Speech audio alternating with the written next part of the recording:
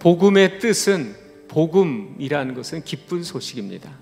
하나님께로부터 주신 하늘의 기쁜 소식, 복음, 기쁜 소식은 무엇인가? 오늘 네 가지의 영적인 원리를 통해, 사영리라는 네 가지 영적인 원리가 있습니다. 그 네 가지의 영적인 원리를 통해 소개해 드리려고 합니다. 이 말씀이 오늘 여러분의 마음속에 들려지기를 바랍니다. 여러분, 이 자연은 자연의 법칙에 따라 움직이는 것을 여러분 아시죠? 봄이 가면 여름이 오고 여름 가면 가을이 오고 그 법칙이 있습니다. 그 법칙대로 움직여진다는 것을 알기 때문에 그 법칙을 따라 우리의 육신은 준비를 합니다. 석양이 들이오면 이제 어둑해지고 밤이 오겠구나, 일을 마무리하고 가을이 지나면 추운 겨울이 오겠구나. 그 육신은 자연의 법칙을 따라서 추운 겨울이 오기 전에 무엇을 준비할까, 어떻게 대비할까, 그것을 우리의 육신은 준비하게 됩니다. 여러분, 그렇다면 우리의 영혼은 어떻습니까? 우리의 영혼은 어떻게 준비하고 있습니까? 영적인 세계에도 법칙이 있습니다. 우리가 이 원리를 알게 될 때 우리의 영혼을 위한 준비하는 삶을 살아가게 돼요. 영적인 세계의 원리는 무엇일까요? 첫 번째 원리가 있습니다. 첫 번째 함께 따라해 보실까요? 시작. 하나님은 당신을 사랑하시며 당신을 향한 놀라운 계획을 가지고 계십니다. 어떤 사람은 하나님이 나를 사랑한다는 것이 무슨 의미일까? 라고 생각하는 분이 계실 수도 있을 것입니다. 그런데 하나님이 나를 사랑하신다는 것에는 엄청난 의미와 가치가 담겨져 있습니다. 이것은 인생의 가치가 어디에 있는가, 인생의 가치는 어디로부터 오는 것인가를 알려주는 중요한 말씀이에요. 하나님이 우리를 사랑하시기 때문에 인간의 생명에 가치가 있다는 거예요. 하나님이 사랑하는 사람, 하나님이 사랑하는 그 영혼, 그래서 함부로 할 수 없는 그 가치가 있는 겁니다. 여러분, 이 세상의 물건도 누가 그 물건의 주인이냐에 따라 물건의 가치가 달라져요. 누가 그 물건을 소유했느냐, 누가 그 물건을 사용했느냐, 누가 그 물건을 귀중히 여기느냐에 따라서 물건의 가치가 달라지죠. 그냥 평범한 티셔츠 한 벌이고 땀에 젖은 옷이고 시간이 가면 낡아지고 버려질 그냥 돈으로 환산하면 얼마 되지 않을 티셔츠 한 벌이 마이클 조던이라는 사람이 그것을 입고 경기를 뛰었다는 이유로 141억 원에 낙찰된 기록이 있어요. 누가 그 옷을 입었느냐에 따라 그 옷의 가치가 달라져요.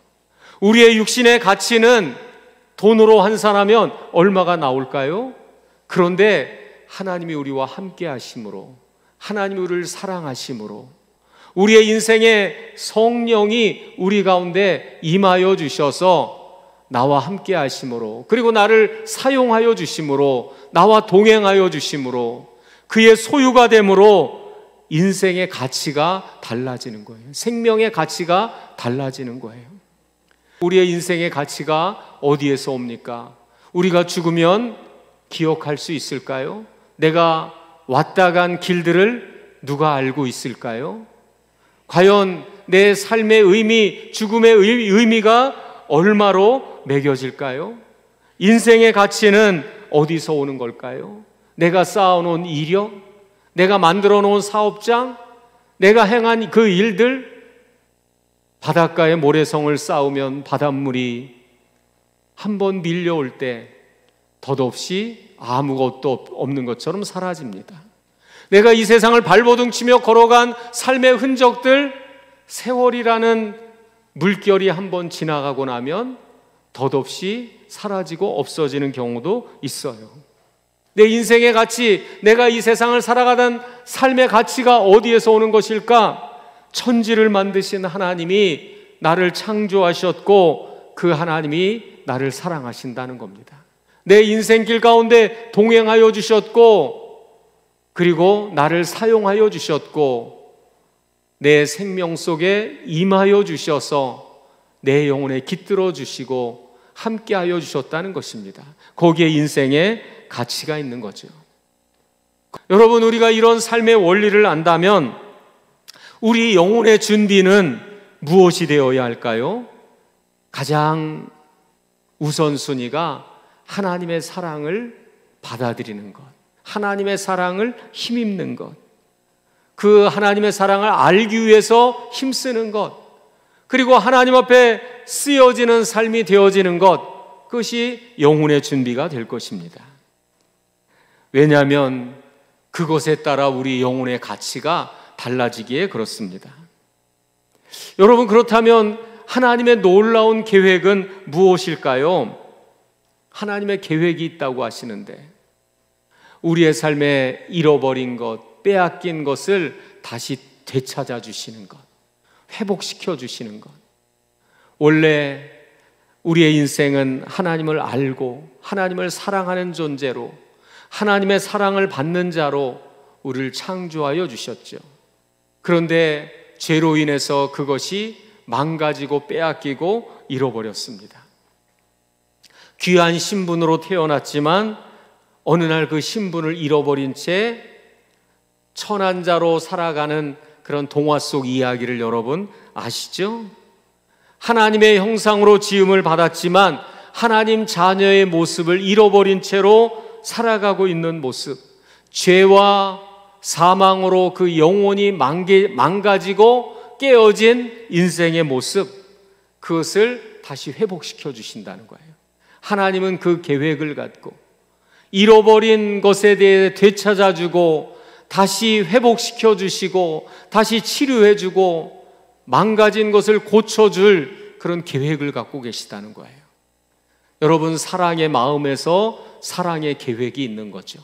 하나님이 우리를 사랑하시기 때문에 우리의 인생을 향한 사랑의 계획을 갖고 계시고 그것을 이루어 가시는 겁니다. 사람이 좋은 계획을 세워도 그것을 이룰 능력이 없고 의지가 없고 하면 그 계획을 이룰 수 없어요. 그러나 하나님은 전능하셔서 그 계획을 이룰 수 있는 능력이 있으시고 사랑이 있으셔서 그 계획을 포기하지 않습니다. 그러니까 하나님의 선하신 계획 안에 우리가 있다는 것은 얼마나 큰 복입니까? 여러분, 내 인생에 내 뜻대로 안 돼도 사람이 자기 뜻대로 되지 않죠. 자기 생각대로 다 되지 않을 때도 있습니다. 그러나 내 뜻대로 안 돼도 실망하지 말 것은 내 뜻대로 안 되는데 그것이 더 좋은 경우도 있고 내 뜻대로 되었지만 그것이 좋지 않은 경우도 있어요.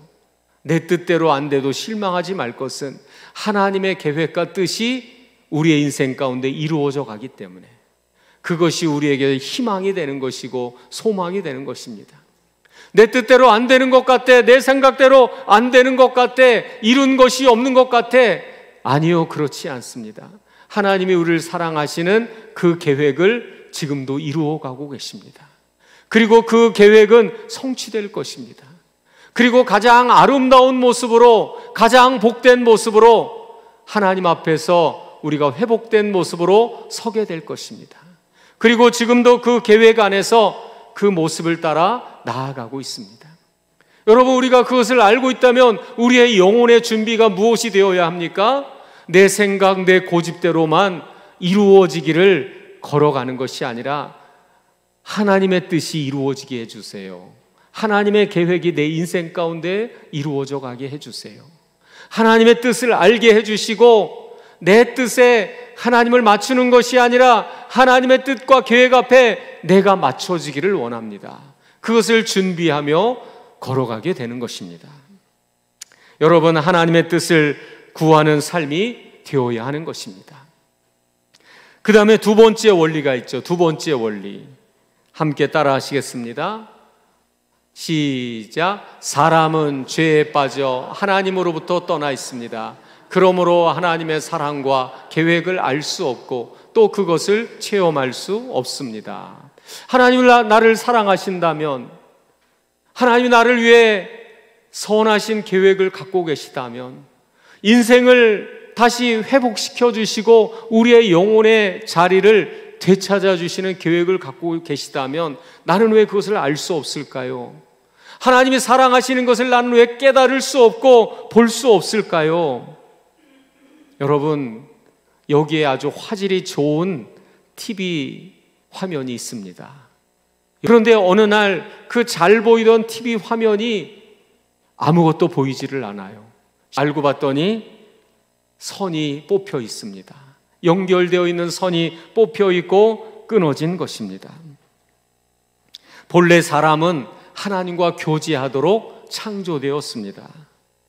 하나님과 교제하는 인생은 하나님의 사랑을 알게 되고 하나님의 선하신 뜻과 계획을, 뜻을 알 수 있는 그런 마음이 있었어요. 그런데 어느 날 죄로 인해서 하나님과의 관계가 끊어졌습니다.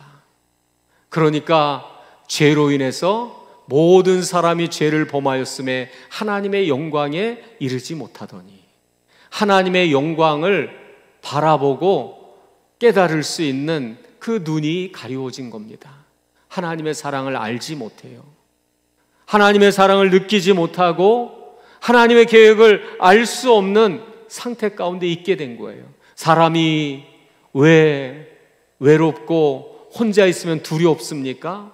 끊임없이 세상을 만나려고 하고 어딘가와 연결되려고 합니까? 분리의 고통이 있기 때문에요. 분리된 것의 고통.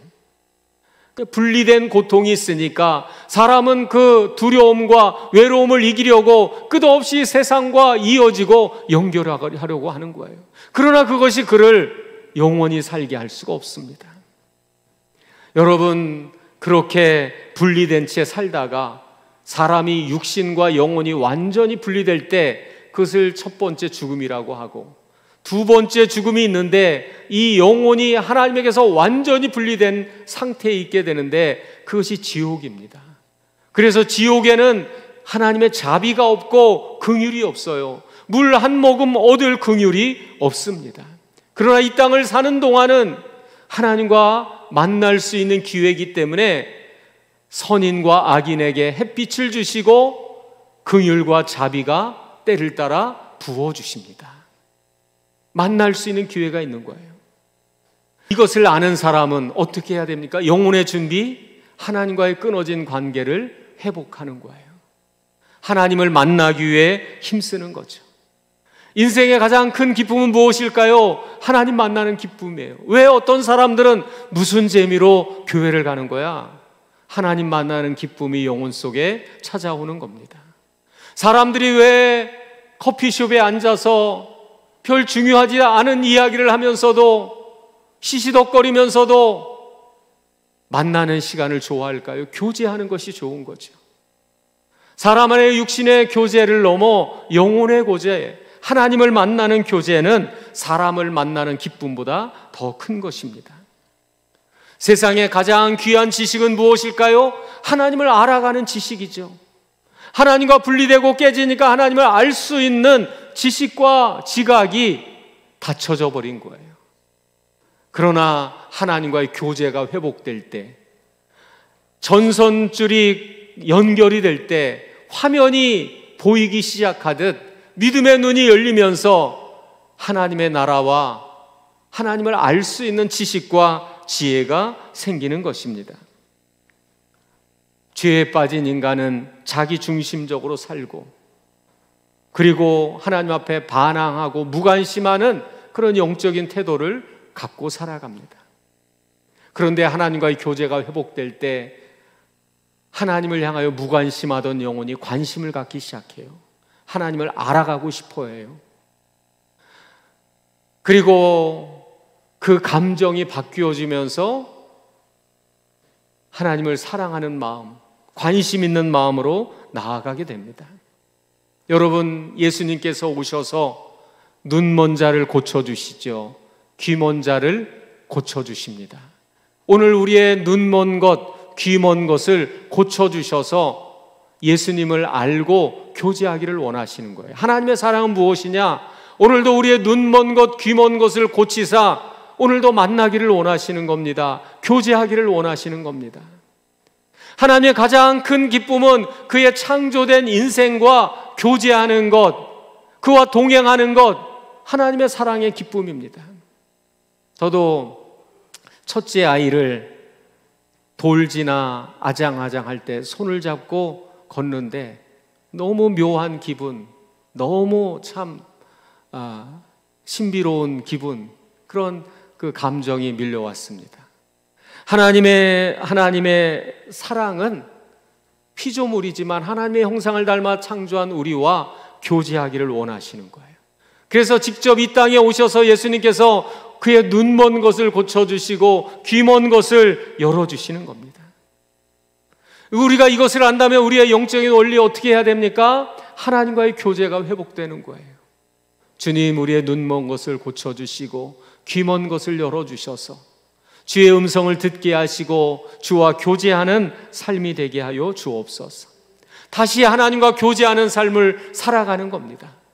그럴 때 끊어졌던 것들이 이어지면서 믿음의 화면이 열리기 시작하면서 하나님의 사랑을 알게 되고 하나님의 계획을, 그 크신 계획을 아는 마음이 돼요. 하나님의 뜻이 이루어지기를 갈망하고 사모하며 하나님의 뜻 앞에 나의 삶의 목적과 삶의 방향을 맞추며 걸어가게 되는 것입니다. 그렇게 되므로 우리를 향한 하나님의 사랑과 계획을 알 수 있고 볼 수 있게 됩니다. 그러나 또 세 번째 원리가 있습니다. 세 번째 원리를 같이 한번 읽어보겠습니다. 시작. 예수 그리스도만이 사람의 죄를 해결할 수 있는 유일한 길입니다. 당신은 그를 통하여 당신에 대한 하나님의 사랑과 계획을 알게 되며 또 그것을 체험하게 됩니다. 여러분, 그렇다면 우리는 어떻게 하나님을 만날까? 어떻게 하나님 앞에 나아갈 수 있을까? 사람이 어떻게 하나님 앞으로 나아갈 수 있을까요? 여러분, 죄인된 인간은 근거 없는 교만이 있어요. 내가 언제든 하나님 찾으면 하나님 만나 주셔야 된다는 교만입니다. 그런데 여러분, 죄인이 한 나라의 왕을 아련하려고 할 때 그 죄인을 왕이 만나주는 것이 당연합니까? 그렇지 않습니다. 만나주지 않습니다. 첫 번째는 자격이 없어요. 우리 죄인된 인간은 하나님을 만날 자격이 없어요. 그리고 하나님께서 만나주지 않겠다 거부하면 우리는 만날 수 없는 그런 존재입니다. 만나고 싶어도 만나주지 않으면 소용이 없습니다. 그럼 어떻게 할까요? 하나님의 사랑이 우리를 향한 만날 수 있는 그 길을 열어주셨습니다. 그 길을 준비해 주셨어요. 여러분, 그 길은 내가 준비하는 것이 아니라 하나님께서 준비하신 길로만 우리가 갈 수 있어요. 여러분이 이 나라의 대통령을 만나고자 할 때 내가 대통령을 만나겠으니 몇 날 며칠 몇 시에 어디서 만납시다. 여러분이 장소를 정합니까? 아니면 대통령실에서 시간과 장소를 정해서 만나자고 할까요? 당연히 윗사람이 시간과 장소를 먼저 정하는 거예요. 죄인된 인간이 사람의 생각과 기준과 그 상황을 정해서 여기서 만나주세요 할 수 있는 게 아니에요. 하나님께서 먼저 우리를 위한 만날 수 있는 길과 시간과 장소를 정하고 그리로 오라고 말씀하시는 겁니다. 그 길이 어떤 길입니까? 예수님이에요. 예수 그리스도. 오직 유일한 길. 하나님이 정한 그 길로만 나아가는 겁니다. 그래서 여러분, 사도행전 4장 12절에 보면 다른 이로서는 구원을 얻을 수 없나니 천하인간의 사람 중에 구원받을 다른 이름을 우리에게 주신 일이 없습니다. 디모데전서 2장 5절에도 보면 하나님은 한 분이시고 하나님과 사람 사이의 중보자도 한 분이시니 곧 사람이신 그리스도다. 하나님께로 나아가는 유일한 길, 하나님 만날 수 있는 유일한 길, 오직 예수 그리스도이십니다. 여러분, 왜 예수님만이 유일한 길이 되실까요? 예수님만이 우리의 인간의 죄를 속죄하는 속죄자가 되십니다. 죄가 없어야 돼요. 속죄하려면. 자기 죄로 인해 죽는 건 의미가 없죠. 그래서 죄 없으신 자로 이 땅에 오셨어요.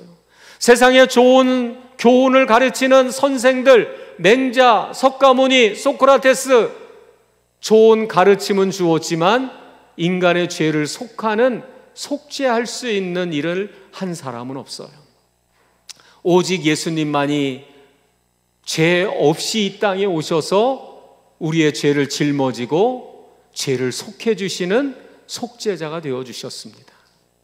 또 예수님만이 왜 유일한 길일까요? 예수님만이 죄와 사망의 권세를 이기고 승리하셨습니다. 모든 사람은 다 죄 아래 죽어갔어요. 천하를 호령하던 알렉산더 대왕도, 그리고 공자도, 석가모니도, 소크라테스도 다 죽음 앞에, 사망 앞에 실패하고 말았어요. 그러나 오직 예수님은 인간의 저주, 죄와 사망을 이기시고 부활하셨습니다. 승천하셨습니다. 유일한 승리자가 되시기 때문에 오직 예수님만이 우리의 구원의 길이 되어 주시는 것입니다.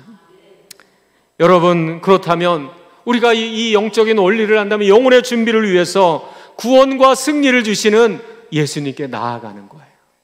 우리에게 오라고 하고 만나고자 하는 그 길로 나아가는 거예요. 내 방법, 내 장소를 고집할 것이 아니라 우리에게 구원과 승리를 주신 그 길로 향하여 순종하며 나아가는 것입니다. 마지막 네 번째 원리가 있습니다.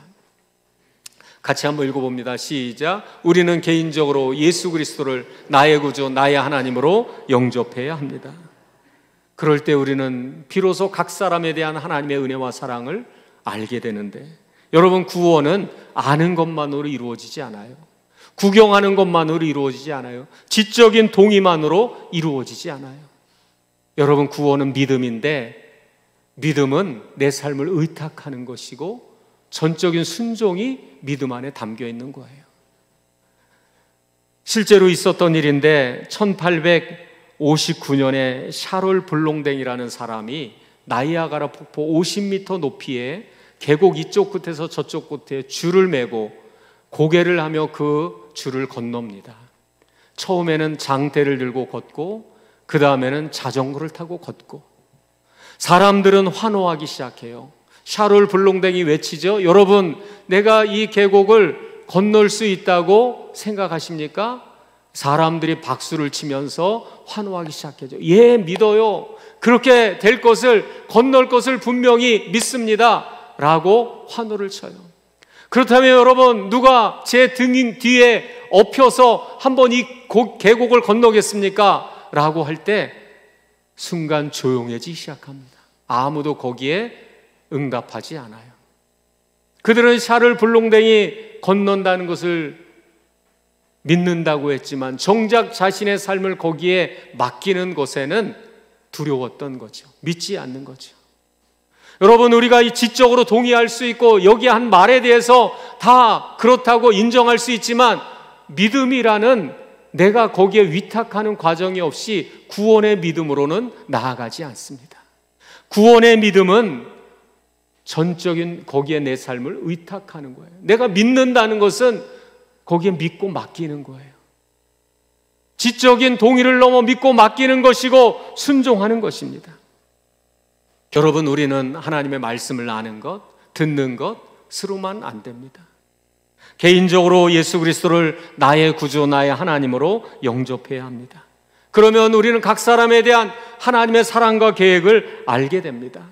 믿음은 단순히 지적인 동의나 종교적인 지식을 쌓는 것으로 이루어지지 않습니다. 의탁하는 것, 믿음의 결단, 순종하고 그것을 받아들이는 것입니다. 예수 그리스도를 나의 주님으로 영접하기로 오늘 결단할 때 어떤 일이 일어날까요? 성령을 통해서 주님이 내 안에 찾아오십니다. 성령이 내 안에 임하여 주세요. 하나님의 은혜와 사랑을 알아가게 해주세요. 진리 가운데로 우리의 걸음을 인도해 주세요. 믿음의 눈과 귀를 열어주시기 시작합니다. 하나님의 자녀의 신분을 회복시켜 주셔요.